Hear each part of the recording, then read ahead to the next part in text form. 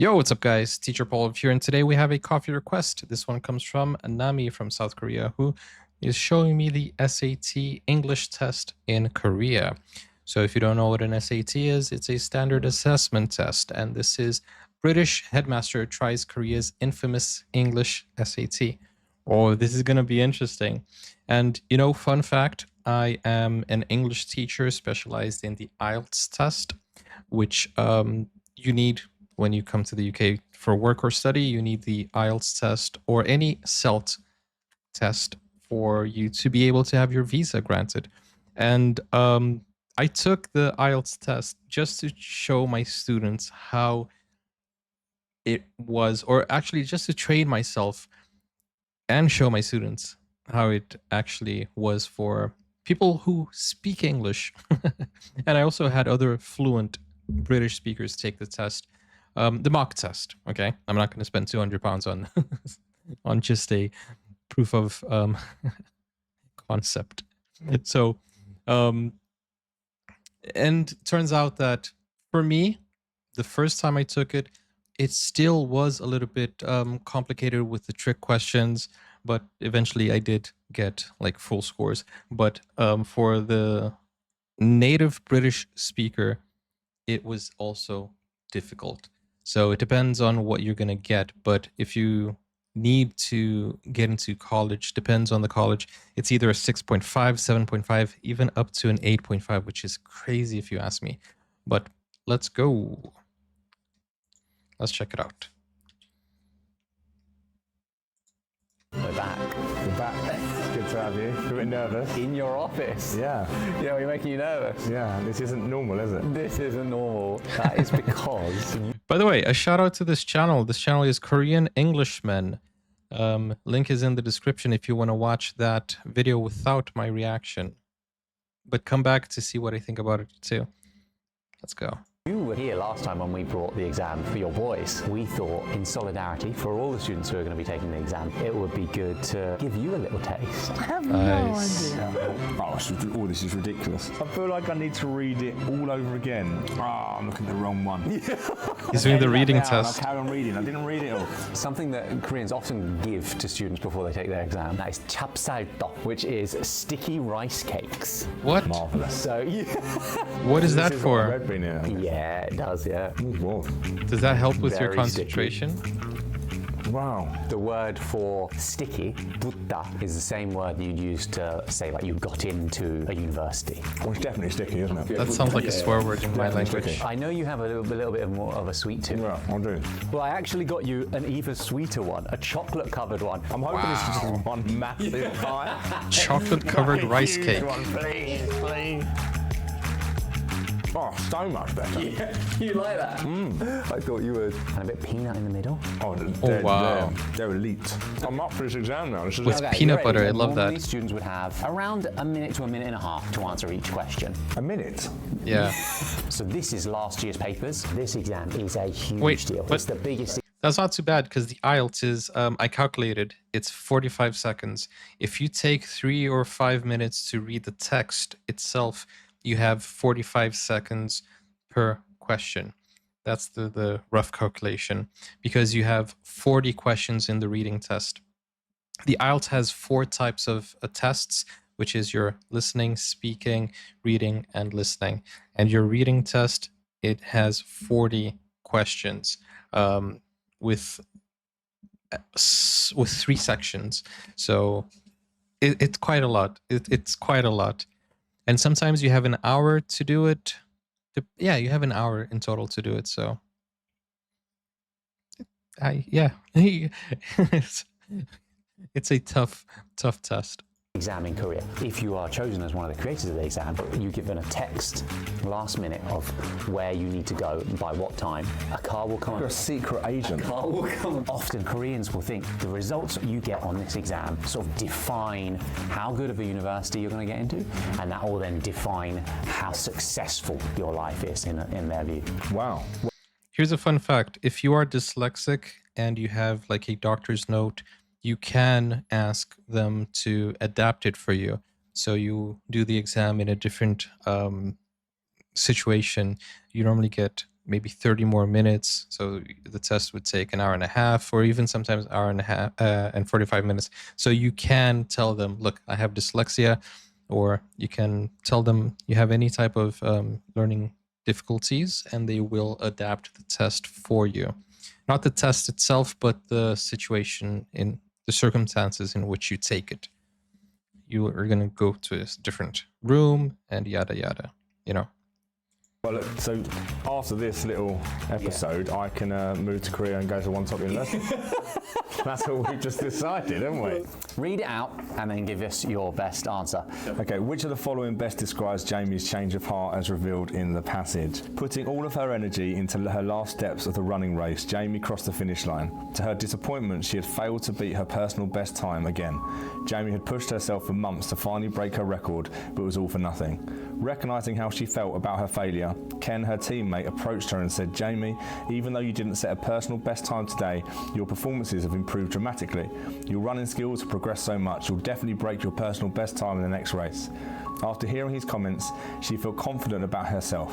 Jamie, now motivated to keep pushing for her goal, replied with a smile, you're right, next race, I'll beat my best time for sure. It was motivation, positive reassurance.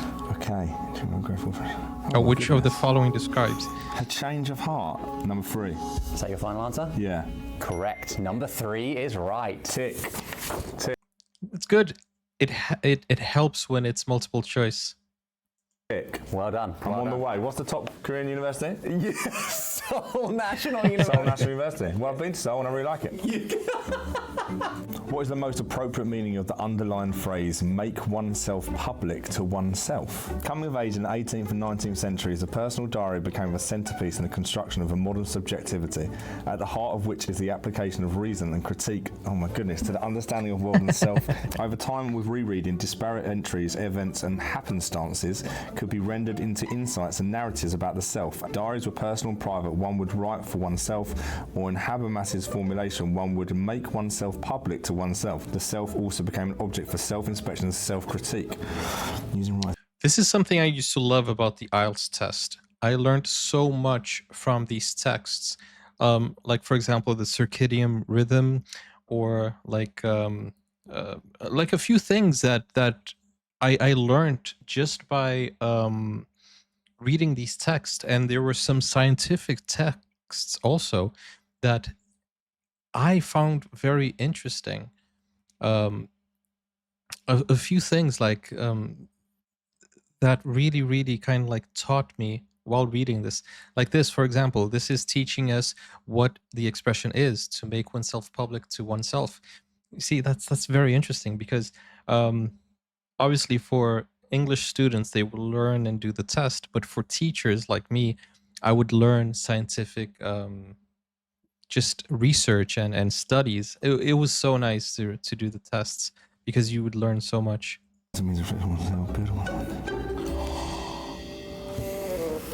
Gotta read it again. Gosh. 1. Is that your final answer? Yeah. The answer is 1. Correct. Well done. Well, it's just so wordy. That would happenstances. Exactly. It is quite wordy. So one thing I would tell the students, if you are confused, go to the multiple choice first, read them just so that you have an idea, and then go to the beginning. Because sometimes when you know what the answer is, you kind of know what the question might include. Sorry, let me rephrase that. When you know the answers, the options you have, while reading, you might find it similar, and you might be like, oh yeah, I read this in the answers. So sometimes just skim the answers, just so that you have an idea of what they're asking. Correct. Well done. Well, it's just so wordy. That would happen. Oh, by the way, so the expression make oneself public to oneself is use writing as a means of reflection to oneself.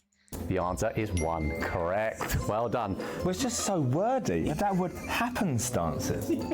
No one uses that. Try and put the word happenstances in another sentence. Now, put it in.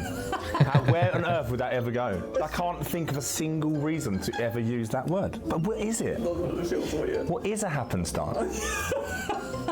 There's not a thing, is there? This is 17, 18-year-old? Yes, it's last year of high school. Yeah, so in England, you only study to this level in English If you've chosen to do English. The majority of students would not be able to do this. In their first language. Yeah. Obviously, There's yeah. not a chance. Well, we'll do French. It might be, I can buy Coca-Cola. That's as far as it goes.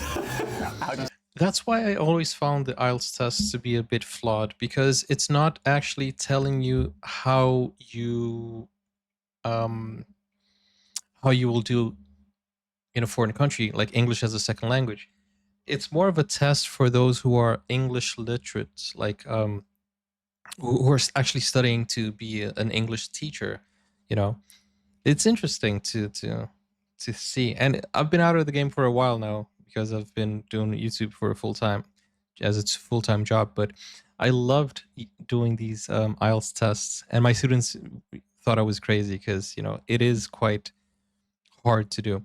But the more I did them, the more I enjoyed them, and the more I learned, and the more I got a higher score.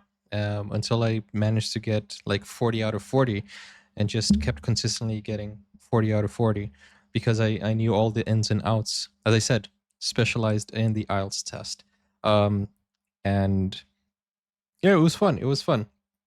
But one thing I didn't like was the listening, for example. People would say things like mozzarella in the listening test, right? And they would say, "Oh, I'd like a pizza, mozzarella pizza with pepperoni on top." And then they listened to that. They understood what the person was ordering, a mozzarella pizza with pepperoni on top. They knew what the order was. But when they wrote it down, they would write it incorrectly. And it would be marked as incorrect because they didn't know how to spell mozzarella, or they didn't know how to spell pepperoni. Oh, is it 2 P's? Is it 2 R's? And I found it very unfair, because how can you say that his listening is not good just because of his spelling? It makes absolutely no sense. Let's say you work at a restaurant and somebody orders a pepperoni pizza with mozzarella, or a mozzarella pizza with pepperoni, whatever. It's just for the sake of the example. Are you going to get a pepperoni pizza and mozzarella? Yes, you are, even though they don't know how to spell. They don't know how to spell it, but they will give you your order correctly because they understood. So that tests their listening comprehension. So their listening comprehension is good. But oftentimes I would see it being marked as incorrect in a test because they didn't know how to spell mozzarella or pepperoni. But for the sake of efficiency, obviously they would be able to fulfill that order. So their listening was good. So how are you testing their listening based on spelling? It makes no sense to me. Say that. Je voudrais un Coca-Cola. Okay. I was sponsored by Coke once. So. Nice, really. Next one. Yeah. What is the most appropriate topic for the following passage? An important advantage of disclosure, as opposed to more aggressive forms of regulation, is its flexibility and respect for the operation of free markets. Oh gosh. If automobile manufacturers are required to measure and publicise the safety characteristics of cars, I'm going to go 2 or 5, 2 or 5. I'm 5, I'm going 5. The correct answer was 2. Wow. Obviously, I'm not going to take the test or read it. But let's see. He said, effects of diversified markets on reasonable customer choices, benefits of publicizing information to ensure free choices. So there were a few things that weren't supposed to teach you or test your comprehension. It was trick questions. And I hate trick questions because you're trying to trick a person. You're not trying to test their knowledge. I'm 5. The correct answer was 2. I said 2 or 5. I'm giving myself half. Half isn't good enough then No. for you, I'm afraid. Would that be? I'll be out now, wouldn't I? Next question, number 4. Let's go. Secret missions of colour-sensitive brain cells. Oh, this is ridiculous. It was 5. Yep. Final answer? Yeah. Correct. Right, 29. Which of the underlying parts in the following passage is grammatically incorrect? Oh, this will be hard. Also, Number 2. the use of graphs. I just saw the graphs over there. The use of graphs used to make my students really, really annoyed because are you testing their English or are you testing their logic? Because some of them didn't understand how to read a graph. And mind you, I was teaching students that were from foreign countries. Some of them didn't even finish their high school in their main, um, in their maiden language, their mother tongue, and they had to learn English in a span of 2 years. Because if you come to work here as like a on a temporary visa, you have 2 years to learn English to a level and a degree that will require you to be at least fluent in 2 years. It is it's a challenge, but we got a 95% pass rate, and those who didn't pass, they just didn't really try hard enough because they had work to do as well as study, and they were focused more on their jobs, which is crazy because they could already do their jobs, but you know it's just crazy for somebody to work and study and learn English in 2 years. It's just madness. Them. Final answer? Yeah. Correct. Well done. I'm going for number 2. So your final answer? Yeah. No! Correct. It's about water. 2, admired. Correct. Well done. Well done. I feel like I don't want to even guess, do you? 1. 1. That didn't sound very confident. 1. 1 is the correct answer. I'm going 2. I thought it was 2 initially. I now I doubt it, but it is 2. Final answer? Yeah. Correct answer. Oh, yes. Well done. He doesn't seem very Above graph shows the confident doing percentages this. of Americans' preferred type of place to live by age group based on a 2020 survey. Oh, so I've got to look at the diagram. Yes. I just get the diagram. Okay, number 1. In each of the 3 age groups, town/rural area was the most preferred type of place to live. In the 55-year-olds, and what was it? What was he even asking me? What was the question? It's at the top. It's in English. Which of the following is not consistent? Oh, it's done then, isn't it? 3. So final answer? Yeah. No. That is wrong. Oh, I'm looking at the... Wait, but that's not how you do this one. That's not how you do this one. At least from what I understood, you have 2 options, right? So you have to choose one of 2 options. So 1, 2, 3. Wrong one. Let's edit that bit out and I'll carry on reading. I didn't read it all. Among the underlined parts of the following passage, which word is not used appropriately in context? Everywhere we turn, we hear about almighty cyberspace. Almighty cyberspace? No, we don't. Almighty I've never heard of it in my cyberspace. life. I'm going 4. The correct answer is 5. 5. Wow. So this almighty cyberspace, I'm not having that. I'm not. But obviously that's just a distraction, isn't it? And that'll take you a minute. That wouldn't take you a minute. Well, this is the thing. Looking on, it feels like they've deliberately tried to just make questions that are as complicated and confusing as possible, almost like a trick question to try That's the trick you big whether or problem. not you're paying attention more than whether or not you can understand. So we have like the GAMSAT, so like the medical exams. But obviously the only people that study those exams are people that want to go into medicine. Okay. And they will spend... Listen, whenever you do trick questions, you're not training a language. Sorry, you're not testing a language. You're testing... Thank you so much. Thank you, Crozmar, for the resub. We're live on Twitch, guys, by the way. Whenever you do a trick question, you're testing the attention and eye for detail. You're not testing at all. You're not testing the language. Because, as I said, reading comprehension should be simple. You read and you understand something.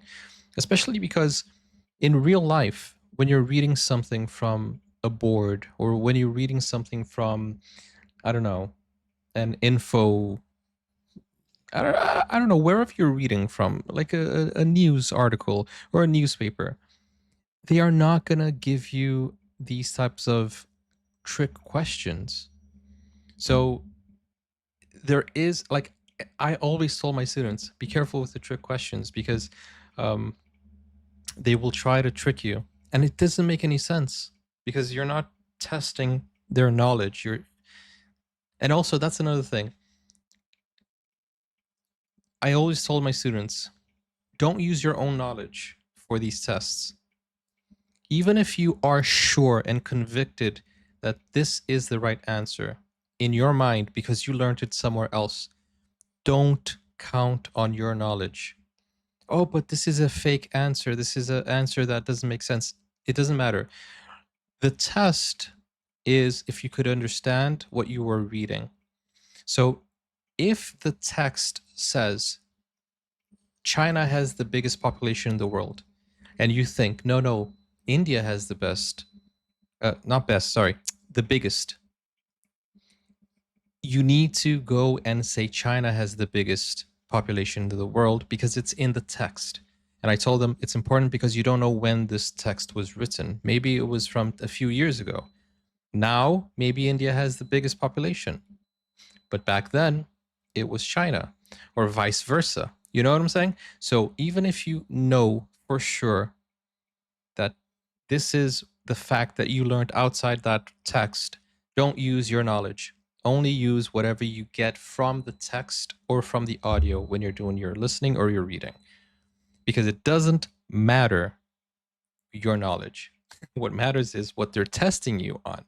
Even if you know for sure the information is wrong, you have to go against your will and go to what is written on that piece of paper. It is what it is. Months training like you were trained for this, and it's very different. It's like non-verbal reasoning and shapes and spheres and things. Exactly, that's what I said. Again, I think it's just trick questions, and the whole point is how quickly can you decipher the difference in right and wrong, and can you cope with the pressure. But the difference is the only people that do that here are those that are almost the elite, I guess, that are going into those kind of professions and those type of universities. It wouldn't be everyone. And they're specifically training to see whether or not they'll be able to perform under pressure, which I suppose is a skill All about very performing under relevant. pressure. It's difficult for everyone to do it. That the realities are obscured from view by the partitioning of time, and so questions of responsibility towards the past and future do not arise naturally. And remember, this is I a have no idea. headmaster. He's a scholar. I feel like I need to read it all over again. 5. Final answer? Yeah. Correct. Oh! 5 is correct. Well done. Blood, sweat and tears. He's used to doing tests, right? Which sentence in the following passage is unrelated to the overall flow? Oh, goodness. The overall flow. There are times when being able to project your voice loudly will be very useful when working in school, and knowing that you can cut through a noisy classroom, dinner hall or playground is a great skill to have. That is true, it's a great skill to have. Yeah. 1. That is incorrect. Yeah, but the thing is, no, I get that, but my answer is also against the flow, isn't it? It says double flow. But it was already Double crossed against the off. flow. We've gone back and forwards. Flow One is feels not quite even an subjective. It's option. really subjective, isn't it? How does this differ from the sort of exams that students would take here We at the school? don't do multiple choice. Oh, really? At all? No. At that age in English, you're just writing essays and essays and essays, pages and pages and pages. Exactly. There's no multiple choice whatsoever. And I think And the reason is because a lot of people have different understandings of the same thing, and there can be more than 2 correct answers. So when you write essays, you show your understanding of that. And also, you explain what you understand from it, because you can have a different interpretation and a different way of explaining yourself. And I feel like when you write things down rather than doing multiple choice, you show your knowledge even more than doing multiple choice. I never liked multiple choice because of that. And also, what if there are 2 options? It's a 50-50 chance. How am I going to know if you actually know what you're talking about if you choose the right one, if you get lucky? And one of my students, he used to do, like, whenever he doesn't know an answer, he goes with A. And sometimes he got it right. Sometimes he how am I going to know he actually learned that part if I'm doing multiple choice for him? He can get lucky and just have a logical deduction rather than just show knowledge. And also, how do I know he actually learned it? Because if I'm giving him the answer, maybe something clicks in his memory and he remembers it. Like, for example, do you remember your phone number? Maybe you do, maybe you don't.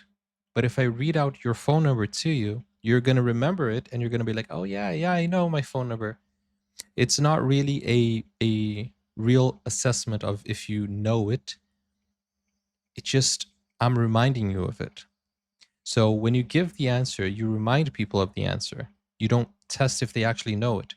So in a situation where you need to remember a specific phone number, how do you know if you have it memorized in your mind? How do you actually know if you know it? So I don't like multiple questions, multiple answers because of that, multiple choice rather, because it naturally will just remind you of the question rather than testing if you actually know it. Maybe you know it, maybe you forgot it.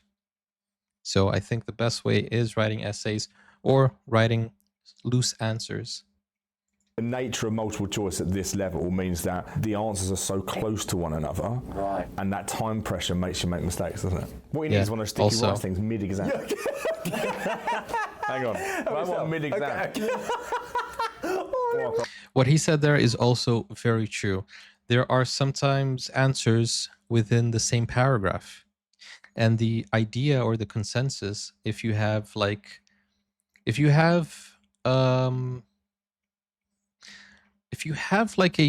reading text which has 3 paragraphs and you have 6 questions, you would assume that there are 2 questions per paragraph, right?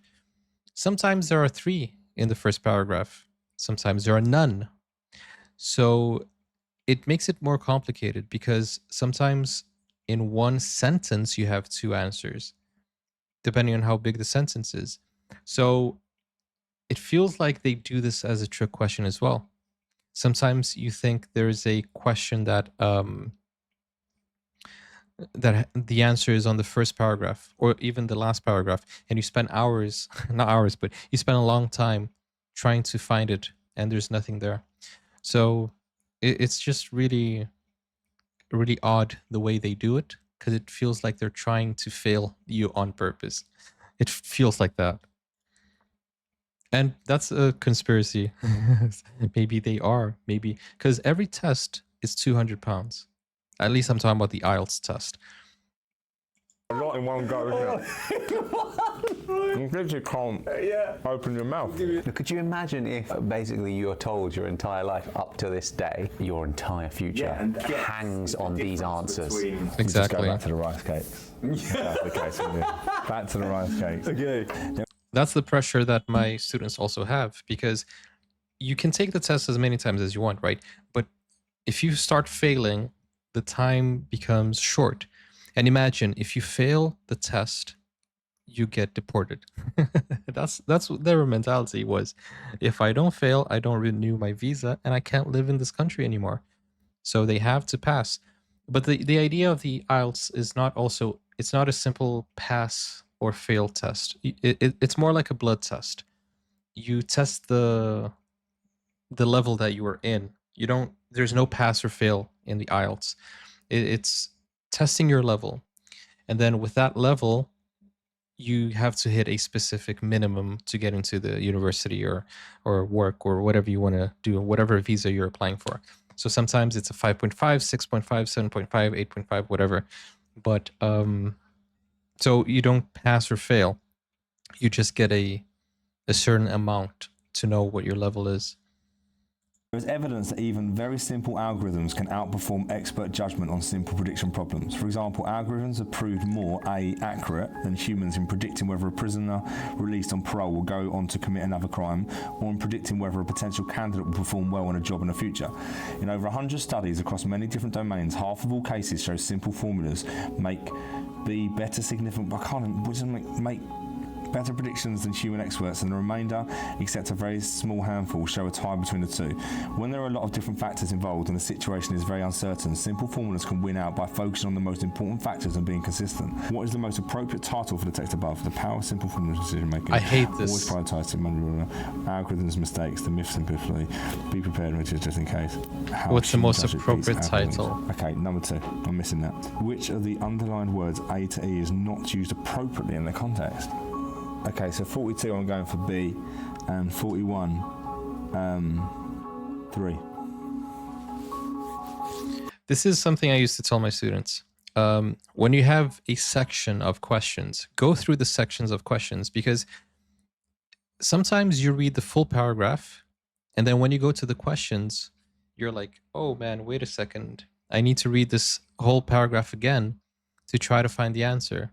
So make sure you read the questions beforehand and then go to the paragraphs, and it will make your life easier because you will have an idea of what the next question is, and it might ring a bell while you're reading. Okay. And this type of questions also, the paragraphs, like what is the most appropriate title? Come on, man. It's another trick question because the title sometimes is different from what the text is, kind of like a little bit of clickbait there. And also a last thing that I wanted to talk about, well, I'll talk about it after. Streamer, look at chat. Thank you. Look at chat, Thank you for the streamer. request. But it could easily be that's something else. Because like how human judgment beats our, I think it could be 5. No, it isn't. No, number 4, it could be 4 because obviously talking about being prepared, have a checklist, da, da, da. But number 3, I think, very similar answers. Brings all of it together, and 42 is B. Well, the correct answer for the most appropriate title is 1. The power of simple formulas in decision making. The opposite. The power of simple formulas in decision making. Where's the simple formulas? Okay. Oh, 42. What's 42? Your final answer was? B. Yeah, the correct answer is D. Wow. Relaxed, yeah. Didn't that stand out? Yeah. So one thing that happens, you can see, is that after a certain time, normally it's 45 minutes, your mind starts to decline. Like your attention span, your eyes, everything just starts to just go down, and you're not as efficient as you were in the beginning. No, obviously not, Ollie. So, final question. So all in, yeah? If I get this, I've passed. All in. Okay. Ignore everything else. Craftsmanship may suggest a way of life that declined with the arrival of industrial society, but this is misleading. Craftsmanship cuts a far wider swathe? What is that? Swath. I don't know how you say it. 1. Final answer. Yeah. 1 is correct. Yes, a pass! Finish on. That's another thing. There are specific words that are jargon. So you can see right at the bottom, let me see. Here's another tip for you guys taking the SATs. Can you see at the very last, the last word, can you see in the paragraph? It has an asterisk. So it tells you what swath means.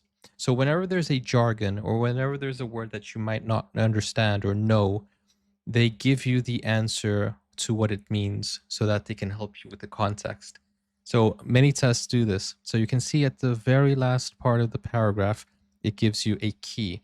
It gives you an answer. So I observed it right in the beginning because one of the things I used to tell my students is when you start reading, go to the very end to see if there's any key, any vocabulary that you need to brush up on before you start, because that helps you while reading. Obviously, they put it at the end of the paragraph, but if you are well versed, you might catch it just before, Win. Finish on a win. 15 questions. How many did we get right? 1, 2, not include the half. No. 1, 2, 3, 4, 5, 6, 7. Oh, it's not another page. 8. 8 out of 15. 8 out of 15. That's more than half. These were some of the hardest questions from this And year's as you English said, exam. They get harder as you go along, and I got the last one right. So that's pretty impressive. Okay, so I wouldn't go to Seoul. Where would I go? To be honest, with that score, you may even struggle to get into a university in Seoul. Wow. The universities in Seoul are viewed as sort of higher. Where am I ending up?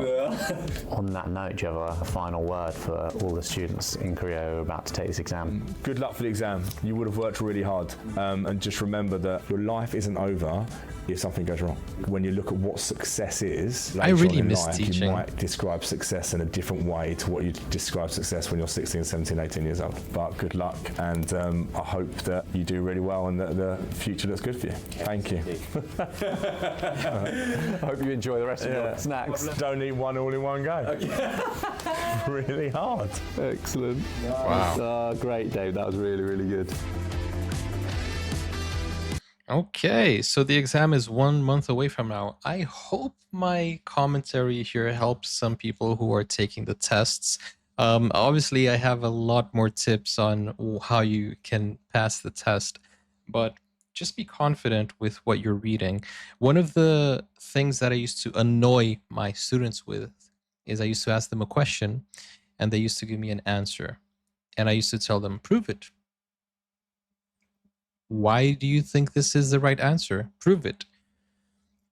If they didn't have proof of their answer, it means they weren't confident on where they found the answer.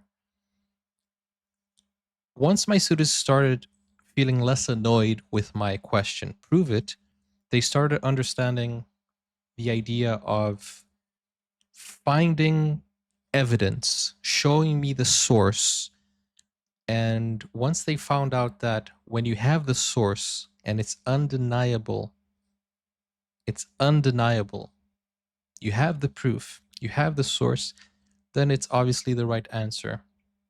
Because it's there, it's in the text. I can prove it to you, it's here. That's what the text says. This is the exact sentence where it says, and then you're sure that that's the right answer. So always ask yourself, do I have enough proof for this? Where did I find this answer? Does it actually make sense? And you'll be fine if you have the source. But I took too long in this video. I hope you guys enjoyed the commentary. And this is what I do. You know, this is my profession, teaching English specifically as a second language. And I hope you guys understood all of the explanations here. As I said, I've been out of my game a little bit, and sometimes to explain things out of context without the proper tools, showing you, like, if I'm teaching, I like to highlight exactly the right places. So I hope you guys enjoyed it, and I hope I helped you in some way. But as I said, he was looking for the definition of swath. It's at the end of the paragraph. You can highlight that if you want to, and just put into practice everything that you've learned today, and you'll be fine. You'll be fine in the SAT. I hope you guys enjoyed. Thank you so much, Nami. Kamsahamnida. I'll see you guys on the next video. Do not forget to like. Do not forget to subscribe. And if you want to request a video, go over to Buy Me a Coffee. Link is in the pinned comments. Or if you want to watch reactions to full movies, series, shows, K-dramas, and other stuff, even anime, go over to Buy Me a Coffee or to Patreon. Links are in the pinned comments, and click over here for more. I'll see you soon. Take care. Bye-bye.